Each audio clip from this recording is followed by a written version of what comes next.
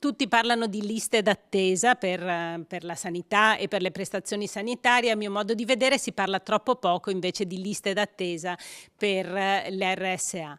Gli anziani, la popolazione invecchierà sempre di più e questo è un dato di fatto, ma il sistema è in crisi già oggi, quindi non è possibile non affrontare seriamente questo tema. Le liste d'attesa sono un problema in tutto il Veneto, ma c'è chi punta il dito su un altro sistema che scricchiola da tempo, quello del sociale, quello degli anziani.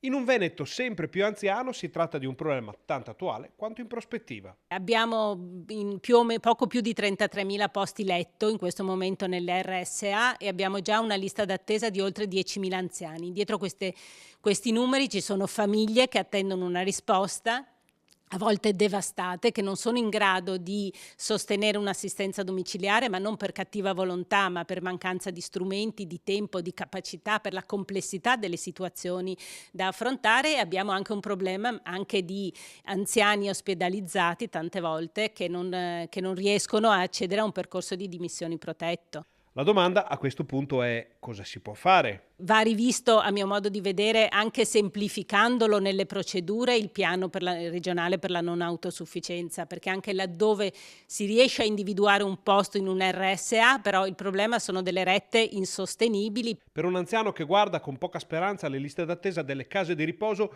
c'è un giovane che sbircia le offerte di studio e di lavoro all'estero.